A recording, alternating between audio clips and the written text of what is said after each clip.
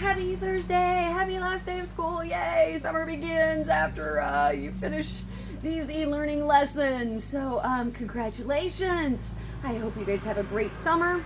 I hope you guys have a great year next year as freshmen to high school. You guys have been really, really great. I have enjoyed my time back here at Shenandoah. So today we are going to do, I'm going to review just 3 problems. They're going to be very, very straightforward. And you're then going to take a test, or it may be called a quiz. I don't know what exactly Khan Academy calls it. But you're actually going to be taking, it's not a practice. It's either called a test or a quiz. And I don't know if you can go back and redo that. I'm assuming you still can, but there are, I believe, 9 questions. There could be 10, but for some reason I got it ready yesterday, and I'm thinking that it said 9. But if there's 10, then you got to do all 10 of them. And it's only over equations, because if there's one thing that I think for algebra, well, there's a lot of things in algebra, but equations are a pretty big deal. So this quiz slash test is, oh, I hope I can put this where you can see it. Yeah. There we go. Is over equations, and it's got 3 sections or 3 types of problems that you'll need to know how to do. So one of them, you just need to make sure you know how to solve equations. So in this case, I picked one that has the distributive property. So you write the 7h, you've got the negative 2h, and notice a negative times a negative is a positive 18. So when you distribute that, you include those 2 negative signs. Now the goal is to get the like terms together. I taught you can actually pick on the little guy, but in this case, because the 7h is over here all by itself, even though this is a little guy and we're going to pick on him, we would definitely want to move this one over because the h is already over here. So we need to move this h to join.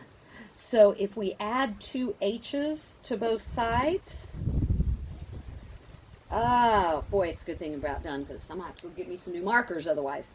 We would have 9 h's, and we know those 9 h's are equal to 18. We divide on both sides by 9, and we get h is equal to 2. So one type of problem, you just need to know how to solve the equation. Second type of problem, you need to know how to identify how many solutions there are. So obviously in the one we just solved, there was 1 solution. But are you able to solve an equation, even if it doesn't just come up with 1 solution? So on this second one, notice I have a distributive property again. I get 2n minus 12 plus 3, and I know that is equal to 10 plus 2n. I go ahead and combine like terms right here, and I would have a negative 12 with a positive 3. That's going to give me a negative 9, because we subtract them and we keep the sign of the bigger. I still have my 2n out here because I combined like terms, and I've got a 10 plus 2n. And hopefully you recognize, maybe you remember this, maybe not, I've got 2 n's on both sides of this equation. Like right there, there's something that's going to happen. It's either going to be no solution or infinite number of solutions. What if I'm not sure, I go ahead and subtract 2n from both sides. When I subtract 2n from both sides, that cancels out my variable. And so what I have left is a negative 9 is equal to 10. And that is absolutely not true. So this is a no solution problem. Remember, if your variable cancels out, you've got to look and see what's left. True statement, infinite solutions. False statement, no solution.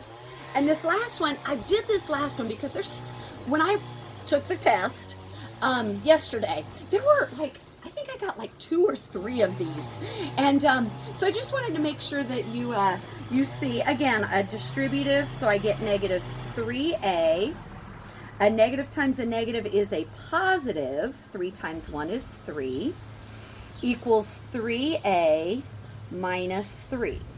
And I think they do this to kind of maybe throw you off. Oh, look, there's a -3 and a +3 and a +3 and a -3. Oh, that's going to have to be something special. But if your variable is not 3a and 3a, when you move it, and I'm going to pick on this little one, I'm going to add 3 to both sides, or a 3a to both sides, it is okay.